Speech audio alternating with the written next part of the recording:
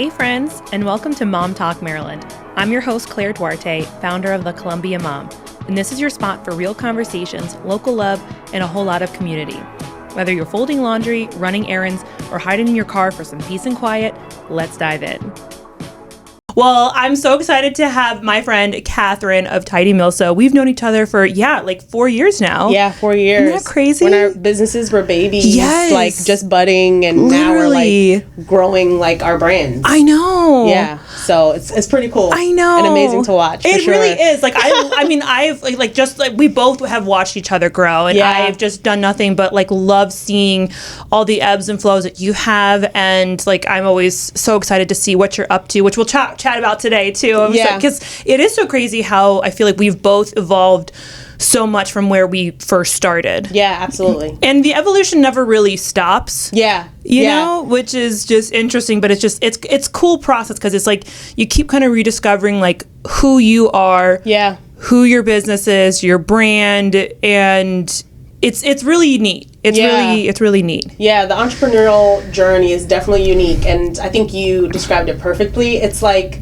a mountain, and then you get to the top of the mountain, and then there's a plateau, and then there's another mountain. Yeah. And so like you just keep going in that trajectory and keep pivoting. As soon as you get to the plateau, you just pivot again, and you just keep going. And it's not for everyone, and I commend us both for sticking to it and serving the people that we do. Yes, I know. Well, so to give everybody some background story, every time when I do these podcasts, my favorite thing is I love an origin story. Obviously, I know you, but we're gonna bring it all the way back up. Yes. You know what I mean? Like, tell me how you got started. Yeah. You're a professional organizer. Yeah. I've heard you speak many times. You've organized my home. We've done so many different things together. Yeah. But like, tell me like the origin story of how you got started. Yeah. I love the name Tidy Milso. So tell people about that too. Yeah, absolutely. So my husband and I are college sweethearts. We met in college. My husband's actually from here, so he's like a Columbia, Maryland native. Ended up going to school in Virginia. Met at Old Dominion University. Graduated from college, and he decided that he wanted to join the military. Mm-hmm. And quite honestly, I did not take him seriously. I was just like, okay, this is always how it goes. It's like, this is like hoop dreams, or like something that's like far-fetched, like an idea. And I really didn't take him seriously until he came home and he put the paperwork and was like, so this is my basic training date. And so being a natural planner that I was like, okay, how can I plan for this? What can I do? And I'm always, thinking about, okay, someone else has probably gone through this. Don't try to reinvent the wheel. So I went online and I saw this blog.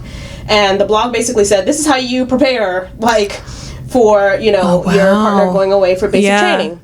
And it said, read a book, lose weight, pay off debt, and declutter your home. I did all 4 of those things. I read a book, I decluttered our home, started our debt-free journey, and I lost 40 pounds. And the book that I read was called Live More, Want Less, which is not advertised as like a decluttering or organizing book. It's more advertised as like a self-help book. Yeah. But through that, I really started thinking about my things very differently. So I kind of went through that decluttering process in a different lens. Yeah. And while he was at basic training, the very limited time that I talked to him, we got rid of so many bags of clothes. And I shared it on Facebook, and people that I worked with, family, friends, they were like, oh my gosh, like, when are you coming over to my house? Right. So at the time, I was like a property manager, like managing people, managing multiple properties, doing all the things. Which is like so Katherine. It's like the most Katherine thing ever. Yeah. Right. So I'm like, doing all these things, and I'm like, oh, people want help with this? Because it's like, you have somebody in your family that's good at hosting events. You don't necessarily say, oh, they're an event planner per se. Right. But they're just good at that. So I never saw it as a business until I was watching Netflix during the pandemic, and I saw Marie Kondo's special, and I watched it not once, not twice, but 3 times. Yeah. And the second time I started watching it, my husband was like, this is a really long series. Uh-huh. And in hindsight, looking back, I recognize now that I saw myself in her, because I was already doing that. Right. But I never saw it as a business. I just thought, I'm just helping people. Yeah. Right? And when the pandemic happened, so like he went to basic training 2016, 17. Uh-huh. pandemic happened in 2020, people started remembering, and people started asking me what my offers were, what my rates were. And I really started seeing it as a business then. And that's how Tidy Milso came to be. So Tidy Milso, Milso stands for Military Significant Other. And, you know, it's a nod to that experience, because having done basic training, I never would have come across that, you know, organizing is a skill that I could help people with. Right. Yeah. Well, and it's funny because it's so like your personality, like so much like you kind of were Tidy Milso before you were Tidy Milso. Exactly. Do you know what I mean? And that's probably so true of like all of our brands. You know what I mean? Yeah. It's just kind of like it like just came to be. Yeah. And you know, and I remember, it's so funny because you talk about that show. I remember because my daughter was born in 2018, and whenever, I forget when the show dropped, but I remember it dropped prior to that. Yeah. And I'd done like a little bit, but then when I was either before I had her and then after, I was like, because I was home all the time, I was like, I just got to throw myself into this and like reorganize and blah, blah, blah, because like you're in that nesting mode. Yeah. So no, it's so true. Yeah. So then talk about like, okay, well actually staying on the business first. Yeah. What are your actual services, offerings, like now that you've been operating the business, like what do you primarily do? Yeah, primarily I do decluttering and organizing, closets, kitchens, whole homes. For my returning clients, like clients that I've had for 2 or 3 years, they're now on like maintenance services. So this year I just launched, I tested it out, did like a little trial last year with some of my clients.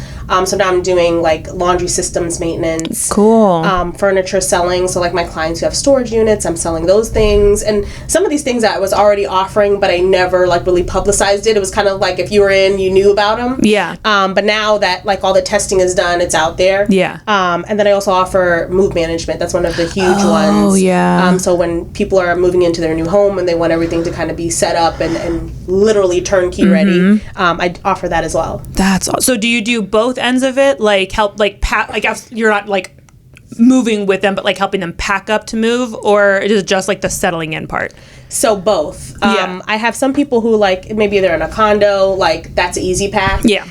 For someone who lives in a single family home, I would partner with like a moving company. Right. They would do the packing, but I would do the project management, the coordinating.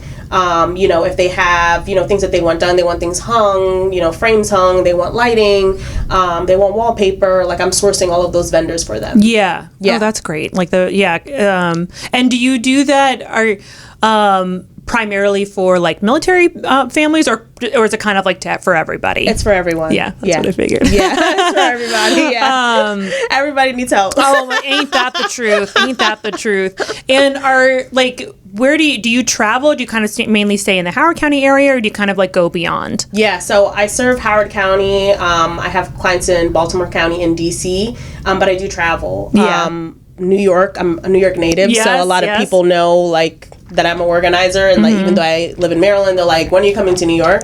So I intend to go to New York this spring and this summer. So I'm hoping to announce that soon so that people can start booking, and I can, you know, kind of block off time, because especially when you're doing travel, there's a lot of project management involved, a lot of scheduling involved, and making sure things are running smoothly. Yeah. And so when I do travel, you know, it takes a little bit more prep time than it does, you know, driving to, you know, Baltimore County. Right. You know, 40 minutes away. Of course. Right. Yeah. What are your favorite types of organization projects? Or do you kind of just like love them all? I didn't know if like, man, like I love like a good garage, or I love kitchens, or I love closets. I mean, closets I feel like are a big one, but like, do you have like a favorite type? I think that I gravitate towards loving the space that's organized that my client had a pain point for. The strongest people. Yeah. That is usually where I'm like, oh, I did this for them. Right. But in terms of like the creative mind and like doing like space planning and product sourcing, definitely closets. Because your personality shines through your closet. So like with all my clients, it's very different. It's not cookie cutter. You know, but when I work with you, like we repurpose some of the stuff that you had. Yeah. And that takes skill too. So like I love like customizing that. Whereas like a pantry is like, or you know, your kitchen is like super basic. You know what I mean? Your closet can be, if you want pink hangers, you can have pink hangers. You know? Yeah. You can do a lot like, more. There's a lot more customization, which is personal to the client. Yeah. Yeah, that's so true. Yeah. Question, just because you're primarily based in Howard County. Yes. And you've seen my home is obviously not like the most like Columbia contemporary, but like the kitchen is, and I think you understand it because like, my biggest gripe in my house is like we have a very like open floor plan and like the kitchen is sizable, but the space is like insane. Until you're in there, you don't, or like grabbing things, like I don't have a standard utensil drawer. And that drives me bananas, you know what I mean? And like those funky small cabinets, and then another Columbia like staple is those deep pantries. Oh my God. That make it difficult to access anything. Right. And only like one or two of them pull out, which that's the only way to survive those things, you know what I mean? Yeah. But like it doesn't even matter to have a pull out like at the top, because it's like, what's the purpose? Yeah, but anyway, so my question... You're going to have a ladder and then like get up there. I know.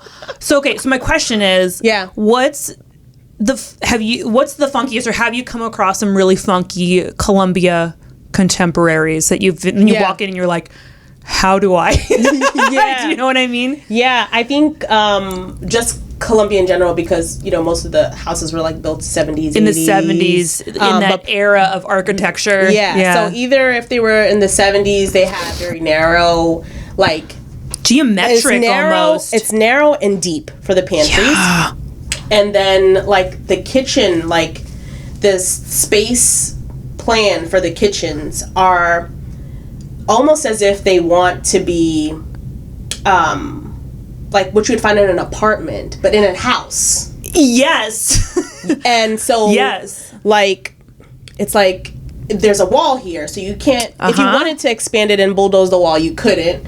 And then the kitchen is also near a sunroom or a patio door. So it's very limited. So like if you wanted to like do a kitchen renovation, you'd have to demo and like do the outside, do all these things because it's just how it's laid out.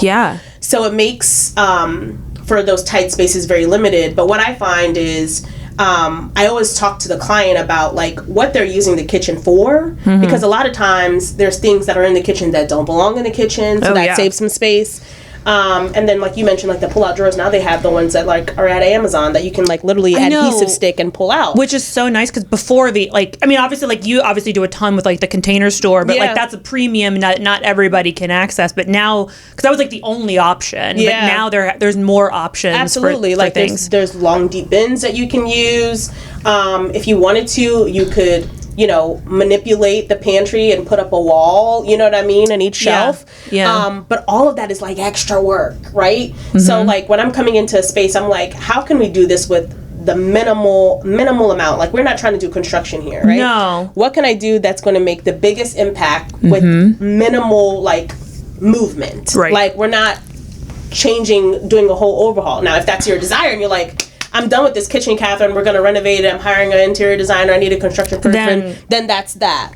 Right. But for those who are like, I don't want to spend money in construction, like you can set up a really nice system with just some products, and understanding like what you actually need to function well in this space. Because sometimes I feel like a lot of clients are not using the kitchen to its best potential. Like it may not be your ideal kitchen, but it definitely can function and support your family and your life. Right. Yeah. Well, and actually, as we're talking, I would say there is at least, at minimum, 3 or 4 spaces that you help me do that are still in that same kind of configuration. Wow. That's amazing. I love hearing that. Well, because I mean, like obviously, like as your family grows, your home evolves, right? Well, and there's actually other little things that I don't know that if I had like installed, like you remember in our laundry room, we also had like a small coat closet. Yes. Well, I installed one of those. It's a hanging rack, but it's metal, and you can kind of screw it into the door. But that gave me some extra storage. Nice. They're like, and it's long, so I'm able to utilize that a little bit. Nice. But I remember some in the areas of the spice, particular, like, is still in the same configuration. Wow. Yeah. Because, well, especially like with that, where it, I have to like give you guys like a visual of my kitchen and this pantry that I hate so much. Because it's like it's deep, but it's also like tall and narrow. And right, so it's like, but yours actually compared to a lot of Columbia homes, yours is a little bit more wide. A little bit, yeah. So it's like, you're like, wow, there's a lot of space. And in one of those areas, we were able, because not all of them you can do like the 2 shelf kind of thing, or like a riser. That one, it worked. I think below we couldn't because it's like my oils and like the bigger tall bottles. But like, a lot of those areas are still configured the way that we had. Wow, that's awesome. Because, it's like once you find a system that works, because for certain things, certain products, you're like, that's just how it is. And like we had to create that. You know what I mean? And like other areas like shifted a little bit because like we now have an espresso, and we have a different coffee maker. So, but now it's nice because like we have Nespresso pods. So that, like, remember that little skinny one that I also hated because I was like,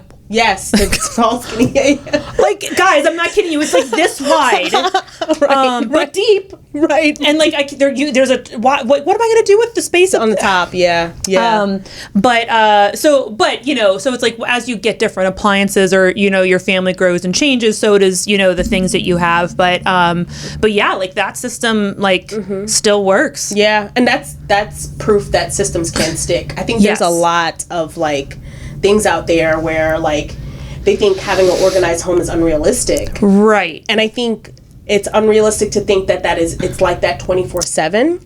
Correct. But I think that when you have systems in place, it makes it easy to tidy up, to put things back, because there is a place for it. Yes. And as you mentioned, as your family grows, the systems grow with it. Right. So if you're able to upgrade that system, that shows that system's stuck. Right? Yeah. What you're not having to do is reinvent the whole wheel when something new is introduced, right? Like you have a child who's in diapers and now they're potty training and then they're this, and you're having to create a system at every stage. No, you're just improving and tweaking as new things are coming in. Yeah. So that's like that testimonial that you basically just gave is just proof that, systems stick, and it is achievable to have an organized home. Yes. And I love that sentiment. With 2 kids. Right. You remember my dog too, I know. Because no, it's so true. I think like even for me, like I'm you know me, like I'm very type B, like I can be like super organized and I like things very tidy, but like today I mean, I'm the like my husband's very type A. He won't leave the house without everything being perfect. But I'm like, there's literally Grant dumped every single one of his Hot Wheel cars on the floor, and I was like, I can either clean that up or I can leave and be on time. Right. We're gonna leave and be on time. Yeah, you know what I mean? You gotta choose your battles. And that's what I tell my husband. I was like, if you walk in and the house like looks funky, just know like we made decisions. You know what I mean? Right. But no, I think systems is key, and I think people get overwhelmed by the idea of system because I think we hear the word system and we think that equals work. Right. Whereas system equals to me like scaffolding, like structure. Like think of like your spreadsheet. It's just kind of the grid of where things can go. Yeah. Now the maintenance is the other piece of it. Right. Exactly. And that can also ebb and flow. Per the household. Like doesn't mean that you need to clean up like every single day. Yeah. Like I use the example of like, kids' papers. Yeah. Like coming home from school, because again, that's also an evolving thing. Because like like the volume at preschool versus right now, you know what I mean. But even that, like it's still like a high volume, but that's something that like I can't keep up with daily. Right. What I do daily-ish is like, yes, we take the papers out of the folder. Yeah. And sometimes if I'm there, because sometimes my husband pulls them out. He doesn't throw them out, but like he will put them away. He knows where they go. Yeah. But I don't necessarily do the thing daily where I'm like, okay, throw it away. I try to, but if I can't, I either try to do it weekly or every few weeks. Yeah. Or what I did recently, like the fall is just crazy for me, so I probably almost never really touch it during the fall, and then fall is holidays, so the kids are bringing home an insane amount of papers. So actually what I did is I went through them like shortly after the holidays because I was okay, like I have a little bit of time over winter break, let me just like clear through this. So that way like come the end of the year I'm not having to be like, oh my god, you know what I mean? So like so I forced myself to do kind of like mini purges like that. So like, and so like we have so example of the system, we have like the placement of where they go. I know in my brain, like, I'm tossing, like, I'll keep the cute ones and then toss whatever. Yeah. And then they have like the Brooke and Grant placement, and then they go in there. Right. Yeah. And so they're like coming off. So like, it's like they come like from the backpack to the counter to the office. Right. So that's the system. Right. The maintenance of like, this area can overflow. Yeah. But that's where I try to tackle every like few weeks-ish. Sometimes it can go longer, but and the same thing can go for, whether it's your closet, the family room, blah, blah, blah. Yeah. And I mean, maintenance is the huge part of the system sticking, right? And that's why when you're, as a professional organizer, my job is to create a system that you can maintain on your own, right? And so that maintenance, regardless if it's not like scheduled, right? It doesn't have to be like, it has to be this exact day every single year, right? Like somebody's going to get a cold, somebody's going to get sick, something's going to happen, life happens. But as long as you are keeping it on your radar, like maybe it's just like the capacity has exploded, right? Like the bin that you put the artwork in is starting to explode. Okay, now let me just do a small edit of these things. Yes. But you're doing a small edit, not an overhaul. Because the systems are already in place. I didn't have to create a system. I just, like for me, like what happens is once things start to visually like feel, like once they're like visually cluttering like my brain, I'm like, because I have my office down there and it's, I can see the pile over there and like it starts to, even if my desk is clean and organized, I'm like, it's the bothering visual clutter, me. Exactly. Yeah. So that's for me. Like I don't have to rehaul the system. I just need to like trim the fat so that like okay, then I can breathe. And that's just only one little spot, of the office. Yeah. But it's interesting. Like I always say, tidy space, tidy mind. Yes. And it resonates with so many people, and you don't realize it. Like a lot of people are like, I thrive in mess. Like you might be creative in mess.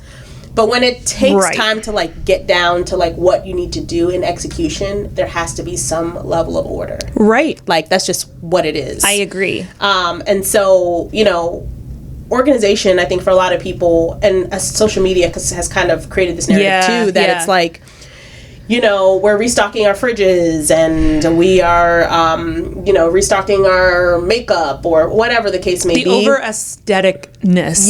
Of it. Yes. Right? Yeah. And it's like, you don't need to buy, a red can of soda, orange can of soda, yellow, green, you know what I mean? All the different, just to fit the aesthetic when you only drink grape soda. Like, that's just not your life, You have to drop the grape soda. You know what I mean? Yeah. Like, if you only drink grape sodas, then your fridge should be grape sodas. That's fine. You know what I mean?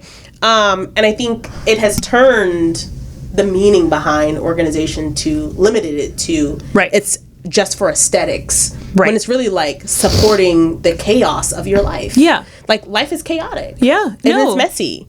You know what I mean? Yes. And so being able to come home and have peace and have respite at your home. Exactly. Like, I mean, I can't thrive without it. You know what I'm saying? So and there's different, I think for different people, like I fully agree with that, and I think there's different tiers of that for different people. Like my husband's, I mean, and you're absolutely right, because like as type B as I am, and I have a higher tolerance for a little bit of mess, a little bit of chaos, blah blah blah. But I still agree with that sentiment. Like and I've gotten, and I'm not you see my home. I'm not a messy person by any means. It's just, again, higher tolerance for a little bit of like wiggle room with that. Yeah.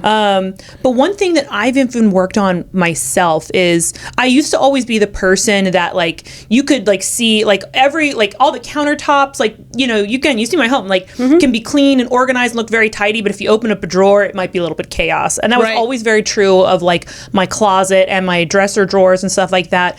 But I've been slowly forcing myself in the last, maybe because I redid my closet a little bit, and I got one of those just like a self-installed, like I don't even remember the name of the brand. It wasn't Alpha but my kids have the Alpha. I'm like obsessed with Alpha. It's the best thing in the world.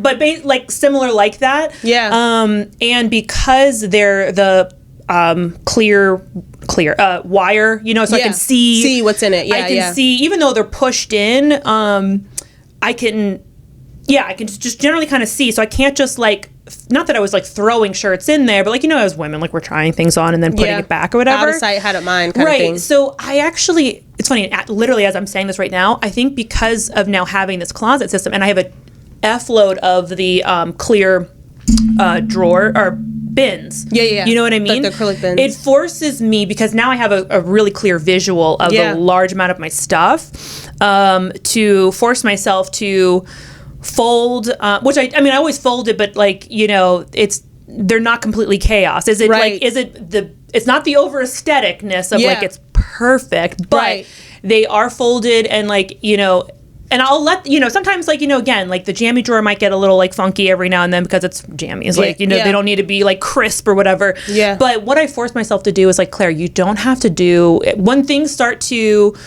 I don't know, get a little fluffy, things start to whatever. I was like, Claire, we don't, obviously I have the system. I don't need to overhaul, but I forced myself. I was like, Claire, I remember like 4 drawers were starting to like trigger me a little bit. I was like, just take out one. Yes. Just refold one. I was like, we don't need to do, I was like, because sometimes that can feel overwhelming when I got to run and do this. But I was like, I just did one. And then the next day I did another one. Yeah. And I was like, that's how simple it can be. It doesn't mean like you need to go in and re-clean your whole living room. No. It could just be like, I'm just going to clean the coffee table. Yeah. And just like reorganize that little space. Yeah. And I think what you're speaking to is like knowing where to start and honoring your capacity. Because a lot of times it's like, oh, I need to do all of these things. Yep. And you'll see so many times where people like, they got the trash bag and they're like, woof, woof. Yep. And they just overhaul, and like the whole weekend they're there, and then by Monday they're exhausted, they're fatigued, they're overwhelmed because they made so many decisions in a short span of decision making. In that short span of time, you made like a million decisions in addition to what are the kids eating for breakfast? Yep. What does my husband want for dinner? Like all the other like things, do I need to get gas? All of these other decisions that you're making, it's adding on to that. Right.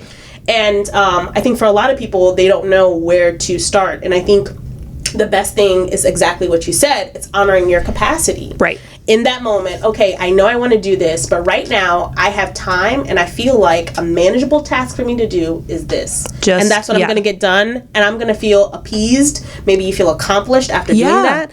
And that little small step is going to roll you into, okay, I've done that. Okay, now I can do the next drawer. Right. Okay, now I can do the next drawer. And it's manageable when you do it that way. Right. But you also have to be really self-aware. Right.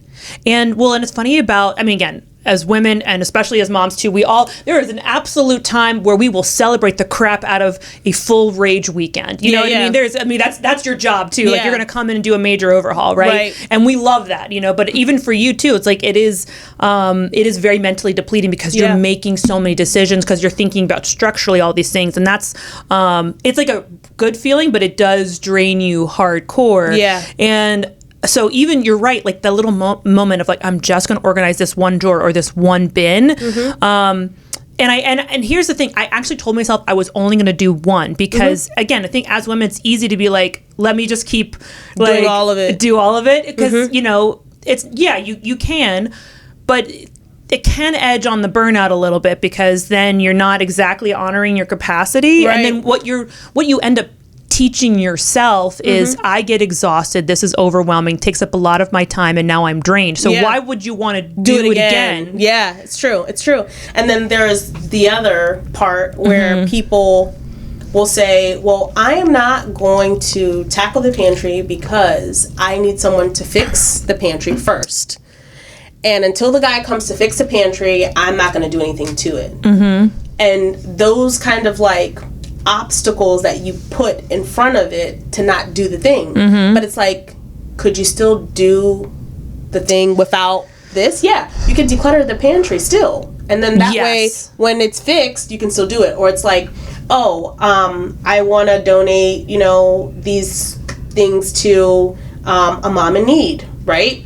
And you have like 4 or 5 bags. And you're like, I have these 4 or 5 bags I need to donate, but I need to drop it off at this specific nonprofit. And it sits there, and it sits there, and it sits there, and it sits there, and it sits there. So it's also energy, too. Yeah. It's like, is it really worth it to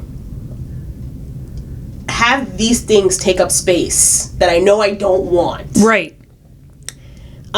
than to like give it to a specific charity. And sometimes you have to weigh that. Right. You know what I mean? I know. Like sometimes you have to weigh that. Now, if it is important to you, I always say put it on the calendar. Yeah. Make it easy. Add it to your routine if that's something that's important. Right. But if you are creating this obstacle, all it's doing is just making you like not want to do it. And it's just sitting there. Like I've done consultations where I've had clients who have had donation bags for over a year, that have not made it out of the house, but they knew that they wanted to let it go. And because it's so far away, they have to revisit it now because they're like, I don't even remember what's in here. Right. And that is like double. Now you're making a decision twice. Exactly. So, sometimes you have to kind of like choose like what is really important. Is it important that these things get out of my visual space? Right. Or is it important that I give this to a friend because they like this book, or give this to my sister because she said she liked this skirt? Like, what is it worth? I know. Exactly. Man, we could sit here and literally talk about I love how we could like get into this and then we'll just like talk about all these different things with organizing. Yeah. But okay, steering back to the business real quick while we have a few minutes left, because your business has grown and evolved so much. You've launched like Organizers Weekend, which is coming up for you too. Yeah. You've done some really awesome like new segments, and I love seeing you get to like do your thing there. Oh, thank you. So tell me give us like a 2-second description about Organizer Weekend and what that's all about, and then what is on the horizon for you in the business. Yeah, absolutely. So Pro Organizers Weekend, this is the 3rd year we're doing it. So cool. Last year it was in Columbia. This year it's in DC. It's April 10th and 11th. It's for founders of professional organizing businesses that have been in business for 4 years or more. They're at that growth stage. They've already scaled or they're getting ready to scale. And they're looking for people who really want to see them win. It's an opportunity for them to work on their wellness. I'll work on their business. There's some movement sessions in there. There's some wellness sessions incorporated in there. But there's also some strategy and talk and, being around other people who are industry experts. And having now saying that I've hosted it, like this is the 3rd year, it's kind of crazy because I feel like I just did the first one. I know, right? But it's really remarkable, and I think as entrepreneurs, like having like true connection with people is so valuable. I might even say it's invaluable in the sense that like you don't realize how much you actually need it to continue and to go, and how sometimes you can just stay in your head whether you have a team or not. Right.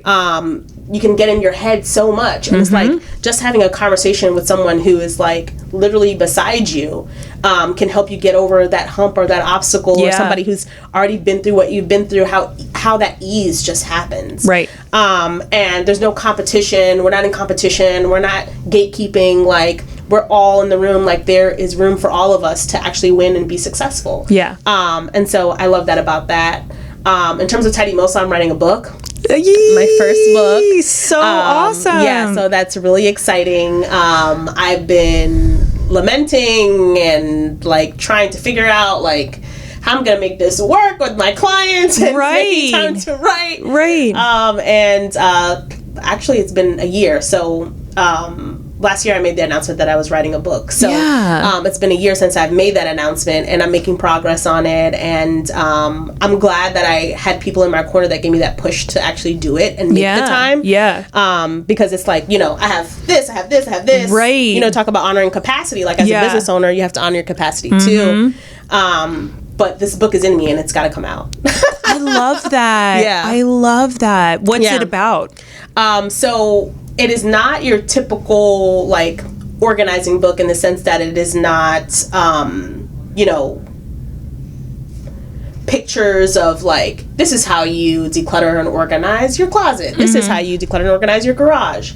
It's more about the emotional work that happens when you're making those decisions. Yeah. Like the hiccups that happen along the way, how to get past that, knowing where to start, knowing how to let go, giving yourself that permission. Right.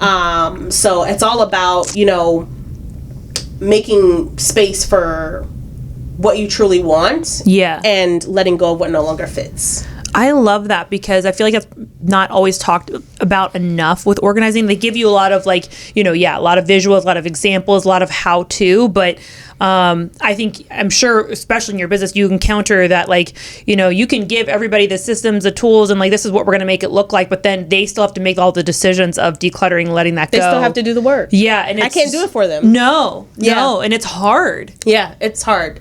But thankfully, you know, like, God gave me this gift to be able to, like, help them get through that and be able to make those decisions. Yeah.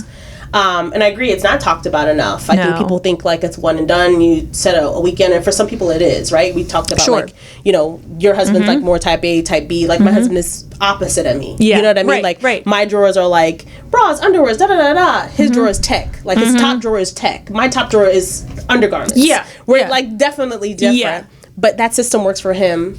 This system works for me. And I think there's also a monolith in some of those demos too, and that like this is the way, and so you kind of have to decide like what actually supports you, and it takes a lot of self-awareness and like emotional intelligence to like figure that out. Right. Yeah. Oh my gosh. Yeah. I'm so excited. So you're working on the book. Yes. You got Pro Organizers Weekend coming up, and you still have your clients. I still have my clients. Yes. Still working with clients in person, building a team. I've kind of figured out what team I need now. Like we kind of talked about this at the beginning. Yeah. So I've kind of figured out like, because I have, you know, Tidy Milso, because, you know, people refer to me as Tidy Milso. Yep. So I'm that. But then there's Tidy Milso, the business, right? Yep. So it's like the brand and the business, they're together, but they're separate. So now I've kind of figured out what support I need for both of those kind of sides of the business. Right. So it's exciting. Yeah. It's very exciting, and I'm looking forward to seeing like what like this year is going to bring, because we're just getting started. I know, that's how I feel too. I was like, we're coming into March, and I'm kind of actually relieved that January and February, the quarter one is always like just kind of it's always a little bit slow. I think for most businesses it's always a little bit slow. Yeah, for me too. So like March is where I start to see it kind of pick up, and you know, I think, you know, we're both creative. I think anybody that's going to be an entrepreneur has got some kind of creative mind, you know what I mean? So I feel like, you know, even though spring's not here yet, I'm feeling the greenness of like new hope, new energy. Do you know what I mean? Yeah. Like I it's like feel year of the horse. It's like, you know, the like planets are aligning this weekend apparently. Like, so like all these things are happening. You know what I mean? So I feel you. I definitely feel like we're still at the tip of the iceberg for this year, and like good things are coming. Yeah, good things are absolutely coming. And I think, you know, it's been beautiful to like, again, just see like our journeys and like see where we started. And I'm truly grateful for you, you know, inviting me to be on your podcast. So where can people find you? Where can they follow you? Where can they get information to either learn more about your services, et cetera, et cetera? Yeah, so you can find out all about my services on my website, tidymilso.com. I am most active on Instagram, Threads, and YouTube. YouTube is more like personal. There's a little bit of content on organizing, but it's more like getting to know me. So if you want to get to know me as a person more, YouTube. And again, Instagram, Threads, and then because I'm writing, I started a Substack, so I do some content on there as well. Very cool. Yep. Well, thank you so much, Katherine, for being here. We will share also all of your little nuggets in our show notes, so you can check out more information from there. And otherwise, follow along on Instagram for more. Awesome. Thank you, Claire. Yay. Thanks for tuning in to this episode of Mom Talk Maryland. If you loved it, leave a review, share it with a friend, or tag me at the.columbiamom on Instagram. I'd love to hear what you think. And don't forget to follow the show so you never miss an episode. Until next time, keep showing up, keep supporting local, and keep being the incredible mom, woman, human that you are.